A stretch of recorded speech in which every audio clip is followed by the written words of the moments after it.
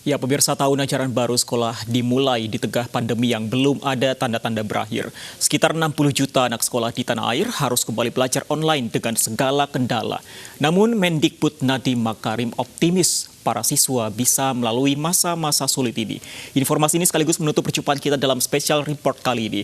Jangan lewatkan informasi lain dalam program Aju Sore sesaat lagi. Saya Fandi Asip, undur diri, tetap jaga kesehatan, pakai masker dan selalu jaga jarak. Sampai jumpa.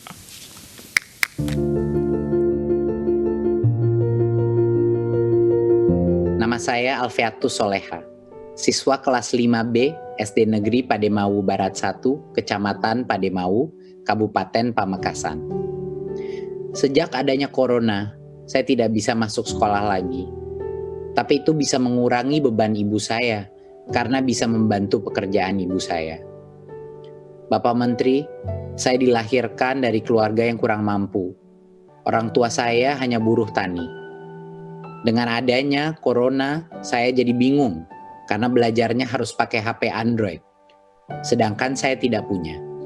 Saya juga merasa kasihan karena ibu saya harus cari hutangan untuk membeli paket internetnya agar saya bisa belajar di rumah.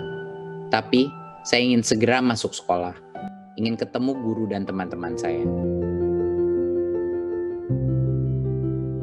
Sekolah.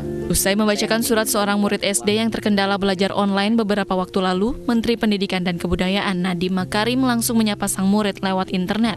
Dengan polos, sang murid kembali mengutarakan perasaannya kepada Mas Menteri Nadiem soal kendalanya dalam belajar online di saat pandemi corona.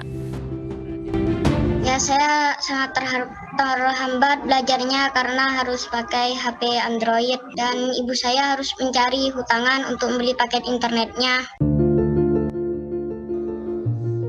Seperti dalam suratnya, Alfiatus Soleha bukanlah dari keluarga mampu. Sang ayah hanya buruh tani hingga kesulitan memberi fasilitas internet buah hatinya demi belajar online. Pakai tangan kanan. Tak hanya keterbatasan uang dan perangkat belajar yang menjadi kendala banyak siswa dalam belajar online di era pandemi corona. Masalah timbul tenggelam jaringan internet juga menjadi tantangan. Hingga kini, pandemi corona belum menunjukkan tanda-tanda akan berakhir. Proses belajar di tahun ajaran baru pun harus berlanjut dengan berjarak melalui online.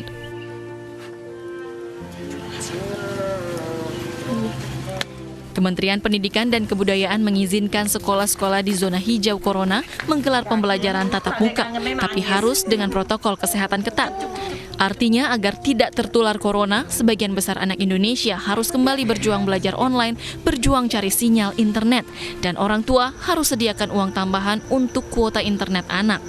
Maret sampai akhir tahun ajaran yang lalu kondisi masih mendadak, kondisi sangat mengagetkan, jadi semua pihak itu tidak siap. Harusnya sekarang di tahun ajaran baru, pihak pemerintah, baik pusat maupun daerah, pihak sekolah, dan orang tua menyiapkan PJJ daring ini lebih matang. Mulai dengan memperbanyak akses untuk bisa mengoptimalkan PJJ daring, dan juga para guru, para orang tua dipandu, dibimbing untuk menjalankan proses PJJ daring. Sebagian anak-anak memang rindu sekolah. Para orang tua pun tak ingin anaknya ketinggalan pendidikan demi masa depan. Tapi penelitian bilang anak-anak rentan tertular virus corona. Menteri Nadiem meminta semua bersabar, seraya bilang anak-anak Indonesia pasti bisa melalui masa sulit pendidikan di era corona. Pemerintah, pihak sekolah, dan orang tua tak boleh gegabah memulai pembelajaran tatap muka. Korea Selatan bisa jadi contoh paling nyata. Baru sehari sekolah dibuka awal April lalu, terjadi lonjakan tertinggi penambahan harian positif corona. Pemerintah Korsel pun buru-buru kembali menutup sekolah.